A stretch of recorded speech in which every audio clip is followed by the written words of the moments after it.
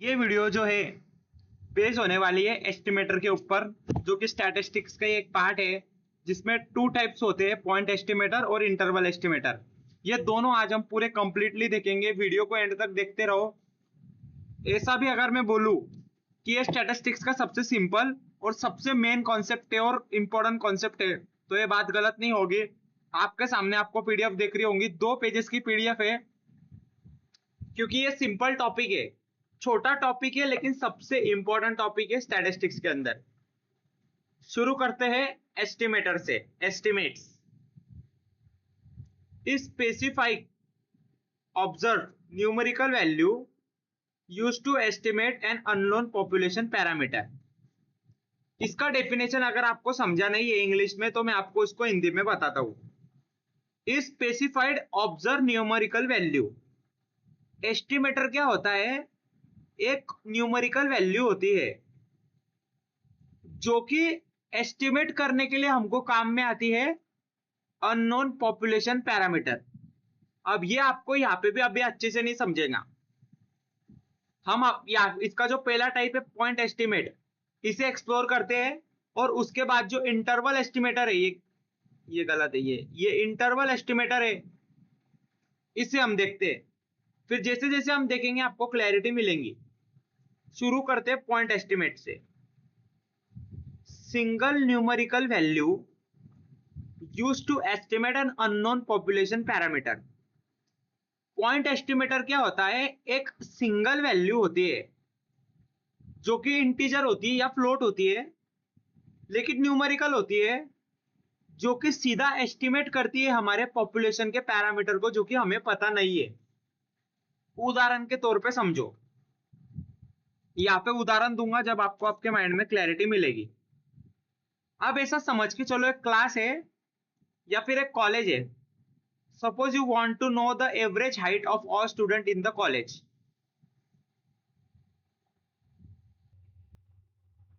सो मान के चलो हम एक कॉलेज का सर्वे कर रहे हैं, जिसमें हमको नहीं क्या एवरेज हाइट निकालनी है। मेरे डार्क लाइट क्यों हो गया? पेन लाइट हो गया है पेन। सो देखो, मैं आपको क्या बोल रहा था। आपको एक कॉलेज में सर्वे करना है जिसपे आपको हाइट लेने की है। अब ये पूरा का पूरा कॉलेज है, ये पूरा का पूरा कॉलेज का कैंपस है गाइस। अब कैसे रहेगा पॉइंट एस्टिमेटर? मतलब क्या? ये कॉलेज में मान लो 1000 स्टूडेंट है। आप हर एक 1000 स्टूडेंट के पास जाओ और उसका डेटा लो, उसकी हाइट गिनो और एक डेटा शीट में उसको लिखो कि पहले स्टूडेंट की हाइट इतनी, दूसरे स्टूडेंट की हाइट इतनी। ऐसा सीरियल नंबर करते करते 1 2 आपके पास 1000 स्टूडेंट के रिकॉर्ड आ जाएंगे। और जितने भी यहाँ पे आपने हाइट लिखी स्टूडेंट की, उसका क्या निकालो? मीन निकालो, तो आपको एक पर्टिकुलर वैल्यू मिल जाएंगी। ये बहुत ही लंबा प्रोसेस होगा। इससे अच्छा आप क्या करो, ठीक है, आपको क्या करना है, 1000 स्टूडेंट की हाइट निकालनी है ना, कोई बात नहीं। आप क्या करो, ये पूरा का पूरा कैंपस है, 1000 स्टूडेंट में से खाली 100 स्टूडेंट का सैंपल ले लो। मान लो ये पूरे के पूरे 1000 थे, इसमें से 100 स्टूडेंट का मैंने सैंपल ले लिया। ये 100 स्टूडेंट की मैंने हाइट गिनी, 100 के 100 स्टूडेंट की मैंने हाइट गिनी। यहाँ पे मैंने सीरियल नंबर लिखा, मान लो 1 से लेके 100 तक, ठीक है, 100 तक लिखा। यहाँ पे मैंने उनकी हाइट्स लिखी। अब मैं अगर इस हाइट का अगर मीन निकालू, मीन, तो ये मीन मुझे बताएगा point estimator of population mean. यानी कि ये जो मीन आया है 100 स्टूडेंट का, वो अप्रोक्सीमेशन होगा ये 1000 स्टूडेंट का। मतलब 1000 स्टूडेंट का आपको हाइट निकालने की जरूरत नहीं है। आप खाली 100 स्टूडेंट की हाइट निकालो और 100 स्टूडेंट की हाइट आपको बता देंगी कि जो 1000 स्टूडेंट है उसकी हाइट क्या होंगी। अप्रोक्सीमेशन नहीं बताएंगा, इक्वली मतलब एग्जैक्टली इक्वल नहीं बताएंगे, अप्रोक्सीमेशन बता देंगे। अब मान लो ये आपकी स्केल है, इस स्केल पे यहाँ पे पॉपुलेशन मीन है पूरे के पूरे 1000 स्टूडेंट का। तो जब अगर आप सैंपल मीन रहते हो तो जरूरी नहीं कि वो भी एकदम सैंपल मीन भी एकदम एग्जैक्ट यहाँ पे आए, नहीं। वो यहाँ पे भी आ सकता है, वो यहाँ पे भी आ सकता है, वो यहाँ पे भी आ सकता है, यहाँ भी आ सकता है और ज्यादा भी हो सकता है। ठीक है, that is the point estimator. अब देखो यहाँ पे मैंने 100 स्टूडेंट की हाइट ली थी, जिसका मेरे को मीन मिला था कितना, जिसका मेरे को मीन मिला था 160 सेंटीमीटर। अब 160 centimetre is the point estimator of population mean. यानी इसका मतलब ये हुआ कि अगर आपने 100 स्टूडेंट की हाइट गिनी, वो 160 आई है, तो जब आप 1000 स्टूडेंट की हाइट लोगे और उसका जब एवरेज निकाल के मीन निकालोगे, तो वो भी 160 के आसपास ही आएगा, 160 के आसपास ही आएगा। जब पॉपुलेशन मीन हमको पता ना हो, अननोन हो, तो सैंपल मीन निकाला जाता है। सैंपल मीन होता है point estimator of population mean. देखो ये सिंबल आपको बता देगा कि मैं क्या बोलना चाह रहा हूं। Population mean is approximately equal to the sample mean and sample mean is 160 centimetre, called point estimator। ठीक है, तो आई होप आपको ये पॉइंट एस्टिमेटर समझ में आया होगा। अब हमारा नेक्स्ट कंसेप्ट आता है, that is interval estimator. Range of value is used to estimate the unknown population parameter। इसका मतलब ये होता है कि पॉइंट एस्टिमेटर ने आपको एक वैल्यू दी, इसे रफ कर देता हूं पहले।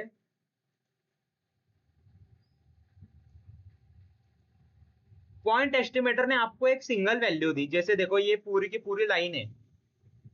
पॉइंट एस्टिमेटर क्या करेगा, आपको एक वैल्यू दे देगा जो कि आपको काम में आएंगी आपका पॉपुलेशन का जो अननोन पैरामीटर है उसको कैलकुलेट करने में और उसको जानने में।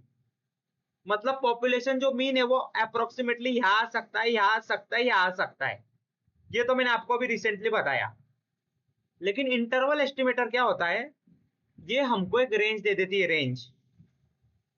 मान लो इंटरवल एस्टिमेशन आपने निकाला, आपको वो एक रेंज दे देती है। रेंज की शुरुआत होती है यहां से और जाती है यहां तक, बस।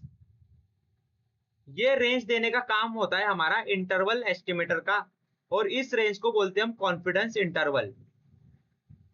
ये रेंज आपको ये दिखाएंगी कि जो अननोन पॉपुलेशन पैरामीटर है वो मिनिमम इतना होगा और मैक्सिमम इतना होगा, इनके बीच में ही वो वैल्यू रहेंगी आपकी। ये काम होता है हमारा इंटरवल एस्टिमेटर का। उसका काम बस होता है कि आपको एक रेंज डिक्लेयर करके दे देना। समझो ए है स्मॉलर लिमिट, बी है लार्जर लिमिट। अब जो आपका अननोन पॉपुलेशन पैरामीटर आएगा वो ए से बी के बीच में ही आएगा, ना ए से छोटा आएगा ना बी से बड़ा आएगा। सो ठीक है, इसको बोलते हैं हम point interval estimator. Declare a range from x to y, it means the value unknown population parameter lies between x to y and the particular range is called confidence interval। ये जो रेंज आपने अभी declare की है, ये जो आप बोलोगे कि वैल्यू इन दोनों के बीच में ही लाई करेंगी, यहां से लेके यहां तक वैल्यू इन दोनों के बीच में लाई करेंगी, इसे बोलते हैं हम confidence interval. So I hope आपको एस्टिमेटर का जो कंसेप्ट है वो समझ में आया होगा। पॉइंट एस्टिमेटर और इंटरवल एस्टिमेटर आपको माइंड में क्लैरिटी दी होंगी। यही था आज का वीडियो अगर अच्छा लगा हो तो लाइक करो, शेयर करो, सब्सक्राइब करो। हम मिलते हैं अगले वीडियो में हाइपोथेसिस टेस्टिंग के साथ। तब तक के लिए बाय बाय।